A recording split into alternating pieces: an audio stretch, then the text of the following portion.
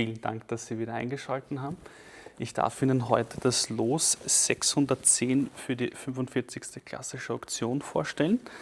Das ist ein Exzenterverschluss von Wilhelm Gollath im Kaliber 11,5 x 60 R, ist eine Doppelbüchse in der Luxusausführung. Man sieht hier wirklich feine Gravuren, sehr aufwendige Arbeit, auch der Schlüssel eben aus Horn ausgefertigt. Der Abzugsbügel, haben wir einen verlängerten Abzugsbügel mit Hornfingerrast. Ich würde nur ein bisschen auf die Geschichte eingehen von der Firma.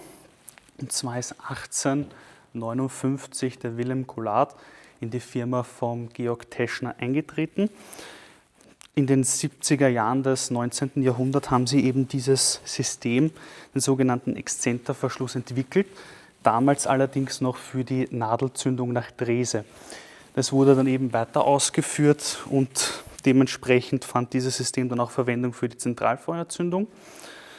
1875 hat dann Wilhelm Gollath die Firma übernommen von Teschner und diese dann eben nach sich selbst benannt. Die Söhne haben das dann wiederum von ihm übernommen und so wie man die Firma heute kennt, heißt es Wilhelm Gollath und Söhne. Jetzt zeige ich Ihnen das Besondere an diesem System. Eben wie bereits vorhin angesprochen, fand das System Verwendung für die Zündnadelgewehre nach Drese. Deswegen ist es konstruktiv so ausgeführt, dass ein Exzenter eben das Laufbündel axial in Schussrichtung bewegt. Ich demonstriere es Ihnen noch einmal. Das heißt, die Laufbündel werden axial in Schussrichtung bewegt, um dann erst abzukippen. Ich nehme das System nur kurz auseinander, dass ich das Ihnen besser zeigen kann. So.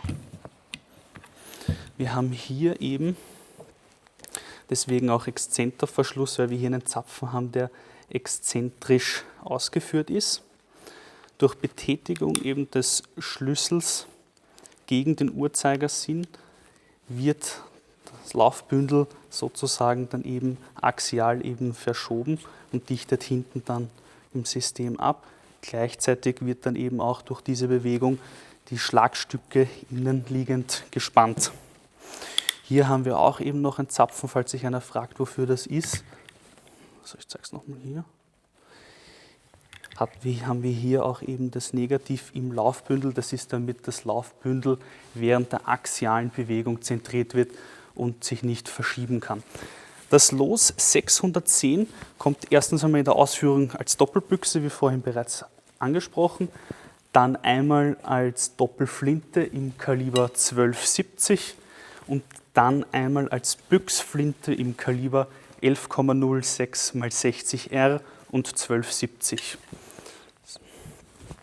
So, wenn man das noch in der Detailaufnahme gehen kann, wir haben hier sehr feine Gravuren mit einer Flügelsicherung, hier auch eine Klappkimme, die schön im Kolbenhals sozusagen eingepasst worden ist, eine Hornfingerrast, feine Fischhaut, Schaftverschneidung, auch schöne Goldeinlagen im System sind integriert.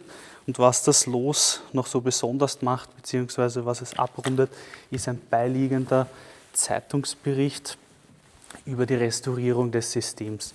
Das heißt, man kauft im Prinzip wirklich ein schönes Stück Geschichte, Büchsenmachergeschichte, deutsche Büchsenmachergeschichte, und das rundet das System ab.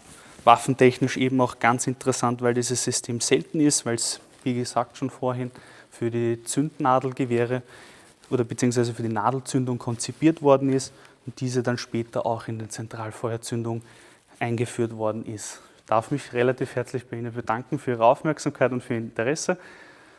Wir verabschieden uns. Vielen Dank.